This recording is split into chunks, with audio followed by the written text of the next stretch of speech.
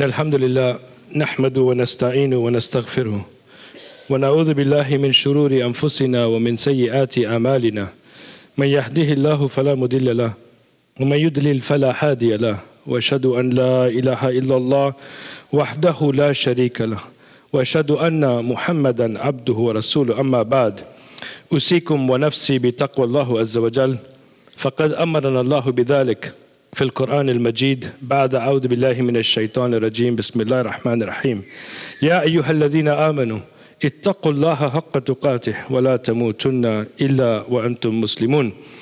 We begin on this blessed day of Friday, turning to Allah subhanahu wa ta'ala, praising Him, seeking His assistance, seeking His forgiveness. We seek refuge in Allah Most High from the evil whispers of our own souls and actions. And indeed, we are fully convinced that one who is guided by Allah can never be misguided, and one who is in need of guidance cannot be guided except by Allah Most High. And we ask Allah subhanahu wa ta'ala to send His peace and blessings and prayers upon the last and final messenger, Muhammad sallallahu alayhi wa sallam. I remind myself, my brothers and sisters, of the duty to have taqwa, to be God conscious, about which Allah subhanahu wa ta'ala says, O you who believe, be conscious of Allah as He deserves that you be conscious of Him. وَلَا تَمُوتُنَّ, and do not pass away except in a state of submission.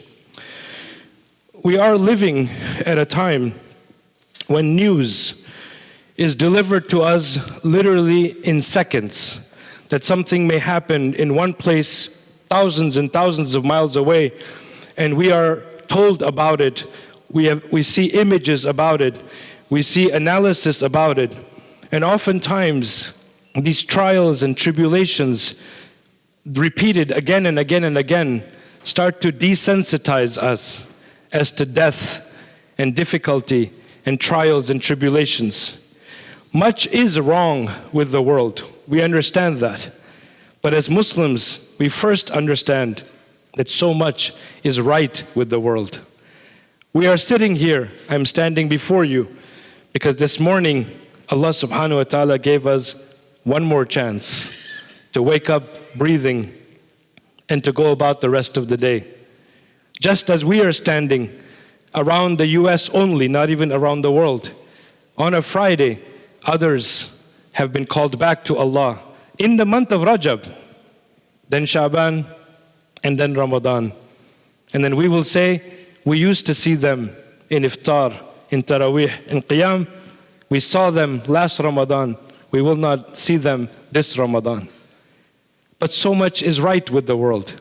When you think about over 1 billion people in the world, worshipping Allah subhanahu wa ta'ala, reading the Quran, following the teachings of the Prophet sallallahu alaihi wasallam, struggling every day to build families, struggling every day to give sadaqah, struggling every day to stand up and to defend our religion.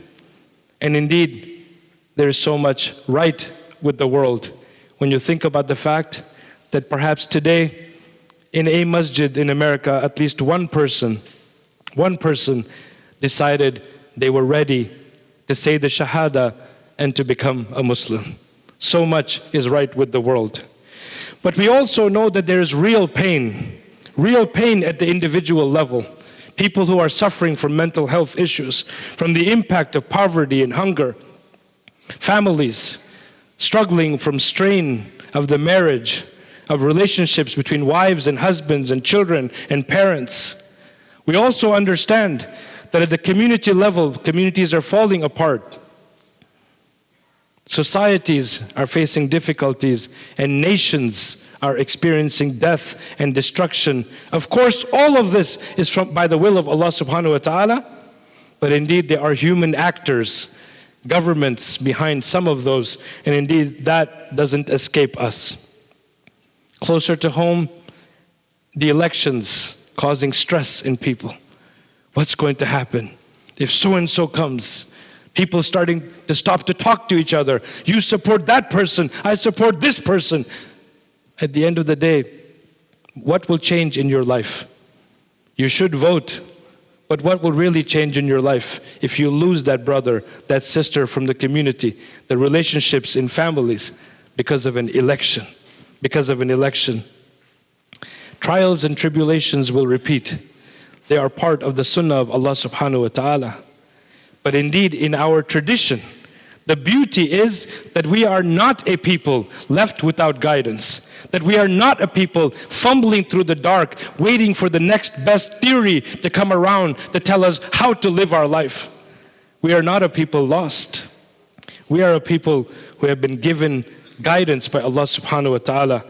And indeed, that guidance has to start by me individually following it and then encouraging my family and everybody else to follow it. How do we deal with these trials and tribulations? How do we deal with the fact that months ago, nobody talked about something called the coronavirus? Nobody. But now, suddenly, everybody is talking about it. Death is on the doorsteps of people who have succumbed to the virus. Others are being quarantined. And yet, what happens? We start to lose hope. We think, what will happen now? Who is in charge? Who is in charge? What's going on? I do stop here to remind you that some of those precautions that we are being told are real. Take them for real.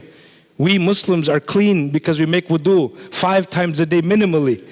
So now when you make wudu and you're in a public area, wash your hands with soap. With soap. Don't take risks. Tie your camel, as the Prophet ﷺ said, and then show tawakkul and trust in Allah subhanahu wa ta'ala. So the challenge has become that we become desensitized to what's there, the news. So much so that we may even hear about someone dying and then just turn the channel, close out the browser. Another bomb was dropped. Idlib is burning. Gaza is no more free than it was yesterday. Everything seems to keep on and on and on. So we may become hopeless, lose hope that someone is in charge. We know. As I'm standing here and breathing in front of you, that Allah is in charge. Allah is in charge. And He tells us in the Quran about Himself. About Himself.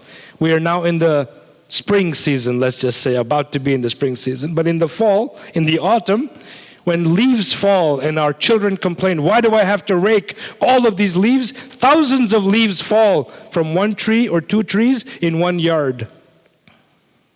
We never even notice. In the Quran, Allah subhanahu wa ta'ala says, وَمَا تَسْقُطُ مِنْ وَرَقَةٍ إِلَّا يَعْلَمُهَا. إِلَّا يَعْلَمُهَا. Executive orders come and go. Policies change. Supreme Courts decide this or that. A new ruling in India, a new ruling here, an executive order in America, and then people get nervous and stressed. Allah subhanahu wa ta'ala is saying, I'm in charge. I'm in charge. Even a single leaf doesn't fall, except that I am aware of it. In Surah Tawbah, the musibah, لَن يُصِيبَنَا إِلَّا مَا كَتَبَ اللَّهُ لَنَا هُوَ مَوْلَانَا. Musibah is going to touch you, but no musibah will touch you except that which Allah subhanahu wa ta'ala has indeed written for you. Has written, Huwa Mawlana, He is our protector. So brothers and sisters, fear, khawf, anxiety, grief, all of these things are real. Our tradition coming from the Quran and the Sunnah of the Prophet sallallahu alaihi wasallam teach us how to deal with this. How to deal with this. Tears are real. They are a mercy from Allah subhanahu wa ta'ala that we can express our sadness and even tears of joy. This is a part of who we are as human beings, which I also pause to say that let us not say to our young boys who are 3 or 4 or 10, even 15, when they cry, don't say to them, that's like a girl, what are you doing? Don't say that to them. You will break them. You will break them. Acknowledge their pain. Acknowledge their tears. Help them to be a human being, not a machine. Masculinity is not exist only when tears do not exist. They can go hand in hand. When we look at the life of the Prophet sallallahu alaihi wasallam, the boycott against his community, The sorrow, the year of sorrow in the seerah as we read about it. The time is always too short to go into detail. The loss of his own son, Ibrahim, as an infant. What does all that tell us? When we look at how did he deal with this? Are things new? Yes. Are trials and tribulations different? Yes. Is the magnet, how large they are, is that different? Yes. Now we're talking about a virus that's spreading indeed in the entire world and touching different nations. But Allah subhanahu wa ta'ala already told us in the Quran. فَادْكُرُونِي أَذْكُرْكُمْ. Remember me and I shall remember you. وَاشْكُرُوا لِي وَلَا تَكْفُرُونَ. Give gratitude to me, thanks to me, and do not, in this case, it's not kufr. Because he's talking about the next verse, يَا أَيُّهَا الَّذِينَ آمَنُوا. And so he is saying, do not cover up my blessings. Do not cover up the blessings I have given you. How do you do that? By remembering, I woke up today. I am breathing. My today has to be different than yesterday. My tomorrow has to be better off, closer to Allah subhanahu wa ta'ala than today is. And then he addresses the believers.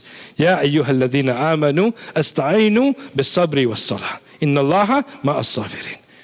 So those of you who believe, Allah is saying, indeed, seek assistance with sabr, patience, and with prayer. With patience and with prayer. And so we have to ask ourselves, how often are we giving ourselves time to process that news, that difficulty, that trial, that tribulation? Everything is about getting up and going. Get up and go. Get up and go. You have to go. You have to go. What about me? News came. Farmers were bombed by a drone. Shouldn't we just stop to grieve that these were the husbands of someone, the fathers of someone, that their lives were lost, going about their daily life? That children are dying because they cannot get assistance in Gaza, in the West Bank. They cannot reach the hospitals because of checkpoints. And then if that's too far for you, if you've forgotten Somalia, if you've forgotten Iraq, forgotten the suffering of Afghanistan, of the Rohingya brothers and sisters, of the Syrian brothers and sisters, and on and on and on, Kashmir and on and on and on. What about right here in America? What about the people dying in the streets because of hunger, lack of shelter? Lack of shelter. Just the ability to have a roof over their head. Introducing terms like food insecurity, that people are food insecure.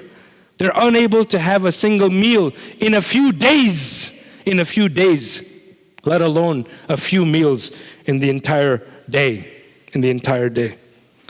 And so, when Allah subhanahu wa ta'ala is saying, turn back to me, remember me, give gratitude to me, don't cover up my blessings. Turn to me with patience and with prayer. These things don't happen overnight. If we are not modeling these behaviors to our children, then don't expect them to be patient. If we are in a car accident and screaming and shouting at the person who hit us because of my car, do you know how much I paid for this car? This is my car. And then you forget the fact that you're alive. You're alive. People have died in car accidents and never had a chance to know what even happened to them. So if you're alive and something of your property was destroyed, don't you think it will be replaced? A member of our community earlier this week, who donated quite a bit, the Al-Hijrah and many messages, Allah tested his family. His entire home burned down. The entire home. The children and family were outside watching the home burn down. Alhamdulillah. What was their reaction? Alhamdulillah, we are alive. All of that can be replaced.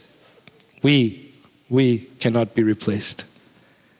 So when we follow this news, when we look at the etiquette of the Prophet ﷺ, we start to find that this religion left us and gives us daily guidance. Daily guidance. There is not a single woman or a man who can say, I don't know what to do in this situation.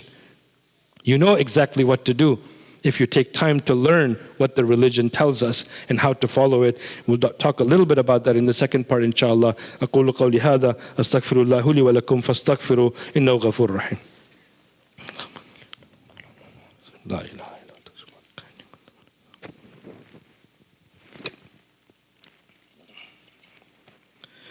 بسم الله الحمد لله والصلاة والسلام على رسول الله إن الله وملائكته يصلون على النبي يا أيها الذين آمنوا صلوا عليه وسلموا تسليما اللهم صل على محمد وعلى آله. The disbelievers and the enemies of Islam tried everything possible on a human level to attack the Prophet sallallahu alaihi wasallam. They came up with the boycott. They came up with campaigns. They came up with discrediting campaigns to talk about these election ads and this and that. They called him a liar, a magician, a poet, a soothsayer.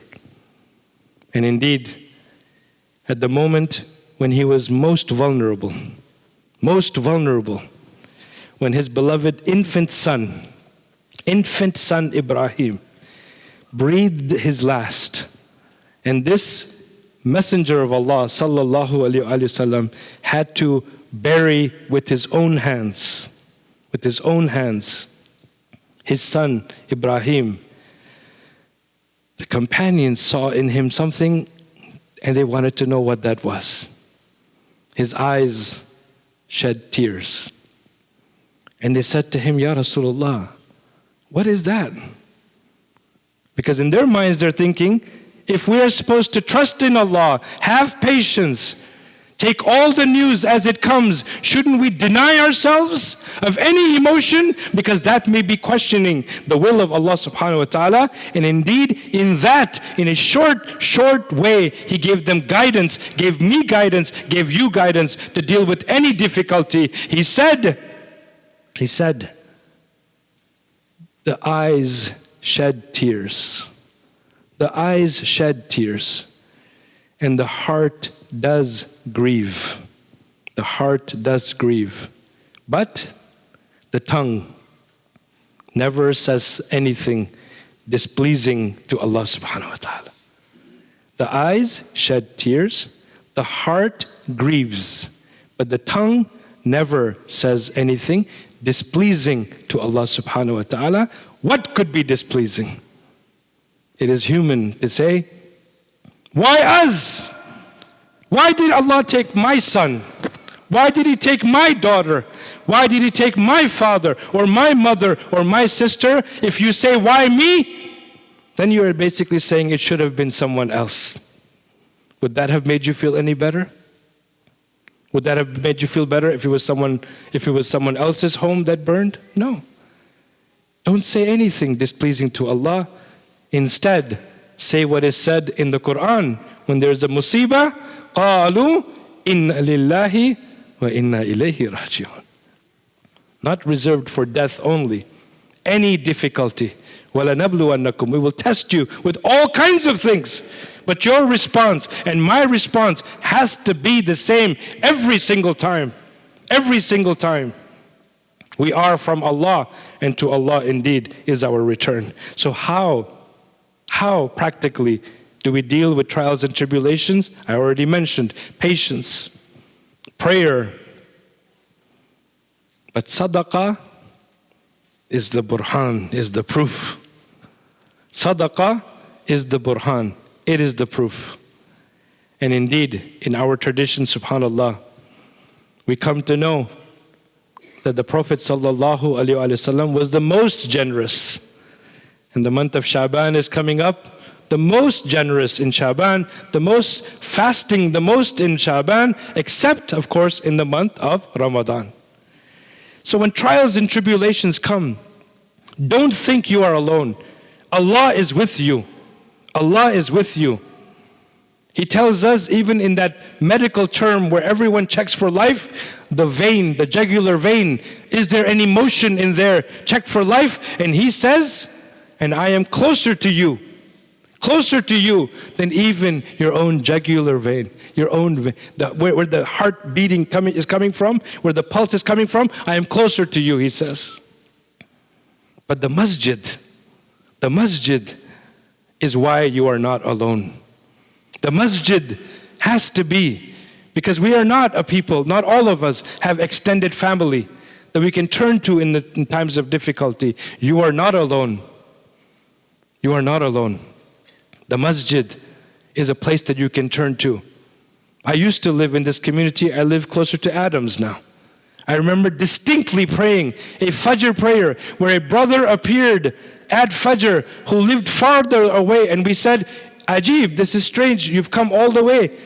Beautiful. He had come to Dar al-Hijrah because of something that his family was going through, a difficulty, and he said, I couldn't sleep most of the night. So I just said, let me just go to the masjid. Let me just go to the masjid. And this masjid, you can tell from looking around you, is welcoming to everyone, to everyone.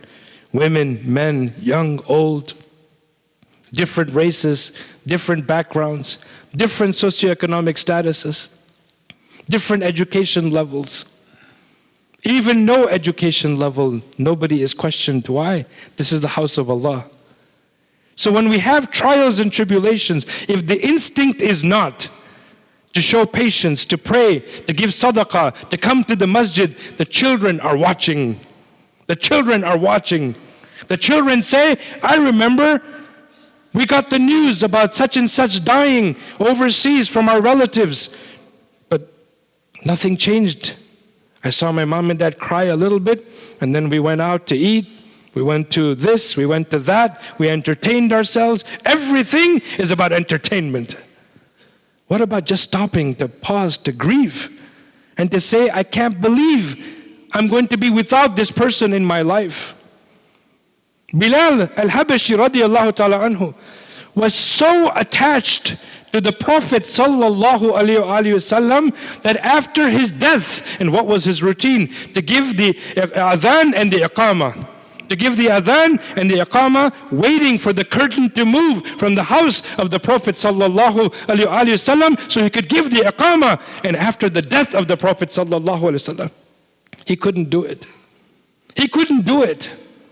Isn't there someone in your life that you miss, that you want to grieve, that you want to make dua for, that you want to give sadaqah on their behalf? But we just keep moving. Get up and go. You have to go to work. Get up and go. You have to take care of this, take care of that. And our children watch, and it seems to them, it doesn't make sense to sit there and pray or to show patience or to go to the masjid. We got to go and get it done. The going and get it done desensitizes us further until death is at our doorstep and we are not moved by it. We are ultimately not moved by it. Brothers and sisters, connect to the masjid. Connect to the masjid. There is not a single place in the world where Islam thrived without a masjid. The Prophet ﷺ in Medina, the first things he did, establishing of the masjid, the ukhuwah system, matching people who are the muhajir with the ansar, setting up all of this, this is the masjid. This is our masjid, this masjid. It literally stands for the masjid of the hijrah, of the migration. Whether you migrated by soul and went from one religion to Islam, or you physically migrated as I did and my parents did from another country to the US. Whatever the source of your hijrah, this is your home. This is your home. How different would the home be if every one of us said, every time we go to the masjid as a family, we will just drop $10 or $20 to support the masjid. The electricity, all of the bills, all of the utilities, all of the security, all of that has to be paid. Brothers and sisters, think about the attachment to the masjid and how much the masjid does for us. Who doesn't have a beautiful memory of Ramadan, of iftar, collective iftar, of tarawih prayers, of the qiyam, tahajjud, all of these things, the suhoor, all of these things. Inshallah, next week, the masjid will host the 37th banquet. Some say, I'm busy, I cannot come. No problem. Not everyone can always come to everything. But if you pray here, then this is your home. And it should not be deprived of our sadaqah, especially, as I said before, in times of blessings. So giving sadaqah to show gratitude. Women and men. Women and men. Innal musaddiqina wal musaddiqat. The Quran says, those of the men who give in sadaqah and those of the women who give in sadaqah. And indeed, if you show gratitude in times of blessings, also give in times of hardship. Make that a reflex. A reflex, so the children see, as soon as we got some bad news, the first thing my parents always did was to find a place to give sadaqah. To show Allah subhanahu wa ta'ala that we were prevented harm even more than it could have been. You screech the brakes and you're about to hit the car in front of you and you barely stop and you don't hit the car. Give sadaqah. Allah just prevented harm from reaching you and your family. You go to the doctor and they look for everything, a positive case of a medical condition, it means it exists. When it's negative, you don't have it. How many of us have relatives, even ourselves, who went for some appointment and the doctor gave us the news, alhamdulillah, your condition, you don't have the condition. The tests came back negative. First thing, go and give sadaqah. And who more worthy in this case than our own families, if that's the situation for sadaqah? But definitely the house of Allah subhanahu wa ta'ala. We will be asked, when your brothers and sisters around the world were unable to worship freely because of war and death and destruction, then I took you to a land, this is Allah subhanahu wa ta'ala, not the immigration policies, this is Allah subhanahu wa ta'ala. Then I blessed you to live in a land where the constitution of that land gave you the right to worship freely. Even then you didn't do anything? Even then you were weak in prayer? Even then you were weak in sadaqah? Weak in fasting? Weak in brotherly and sisterly love for one another? Even then you found ways to fight with each other? Which is why I said, this election will come and go, but don't let your families and friendships fall apart because you supported one person and that person supported another. Let it go. Allah is in charge. Whoever comes, the prayer will be that they will do the least harm to the most vulnerable amongst us. That should be the question. That should be the question. So brothers and sisters, remember that on this Friday, as you are sitting here, make dua to Allah to give us the blessings of both Rajab and of Shaban. Say Ameen. Help us to witness Ramadan. Say Ameen. Allahumma ya Allah, ya dal jalali wal kamali wal ikram. Allahumma a'izz al-Islam wal Muslimin.